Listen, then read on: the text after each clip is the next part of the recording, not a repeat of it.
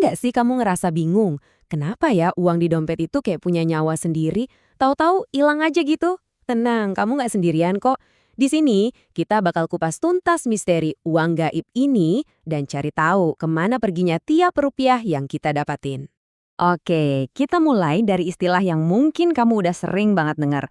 Atau jangan-jangan ngalamin sendiri nih, fenomena dompet bocor. Ini bukan soal duit hilang beneran ya, tapi lebih ke perasaan di mana uang kita tuh kayak menguap gitu aja, tanpa jejak yang jelas.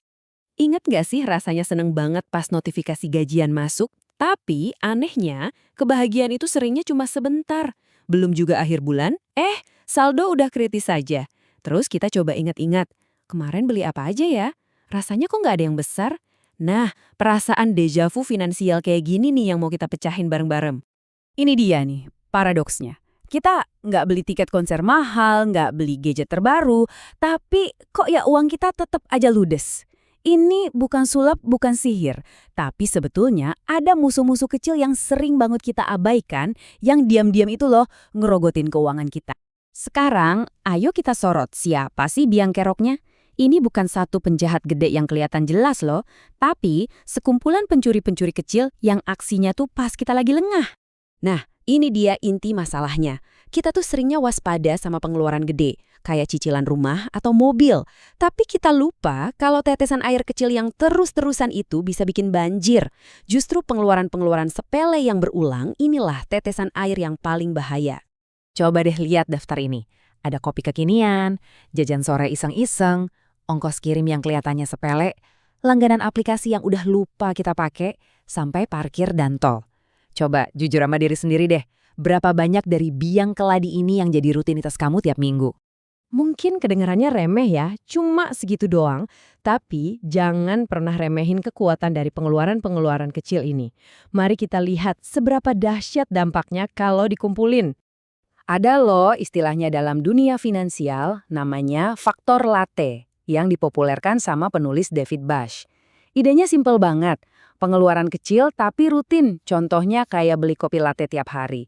Kalau diakumulasikan, wah jumlahnya bisa jadi gede banget. Seberapa gede? Coba kita lihat. Yuk kita hitung-hitungan cepat aja. Anggaplah ngopi 20.000, terus jajan sore 10.000 setiap hari kerja. Kelihatannya kecil kan? Cuma 30.000. Tapi coba deh, dalam sebulan, totalnya bisa lebih dari 500.000 rupiah. Kaget kan? Bayangin, dalam setahun itu jadi 6 juta rupiah. Cukup buat beli gadget baru atau buat mulai investasi. Dan ini baru dari 2 kebiasaan kecil aja loh. Oke, cukup ngomongin masalahnya. Sekarang bagian paling penting, solusinya. Kabar baiknya adalah kita bisa kok ambil alih kendali. Ada 3 jurus simple tapi ampuh banget buat nambal dompet kita yang bocor ini. Anggap aja ini peta menuju kebebasan finansial. Langkah pertama, kita jadi detektif dulu. Lacak kemana aja perginya uang kamu. Langkah kedua, jadi filsuf. Bedain mana yang benar-benar kamu butuhkan dan mana yang cuma sekedar keinginan. Dan langkah ketiga, jadi penjaga gerbang. Jinakin tuh si monster belanja impulsif. Coba kita lihat perbandingan ini deh. Kita butuh makan, betul. Tapi makan di luar setiap hari, itu keinginan. Kita butuh transportasi, iya. Tapi memilih ojek online padahal bisa naik transportasi umum, itu keinginan. Kita butuh ponsel buat komunikasi, tapi selalu ngebet upgrade ke model terbaru. Nah, itu keinginan. Garis batas antara keduanya ini sering kali tipis. Dan disitulah uang kita sering bocor alus. Dan poin paling penting dari semua ini adalah ini, kesadaran. Bener banget kayak yang tertulis di sini, kita nggak bisa memperbaiki apa yang nggak kita sadari. Momen aha, pas kamu sadar, oh ternyata duit gue kesini toh selama ini.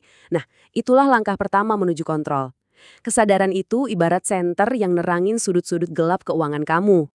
Jadi setelah kita ngobrolin semua ini, pertanyaan selanjutnya adalah, apa langkah nyata yang bisa kita ambil sekarang juga?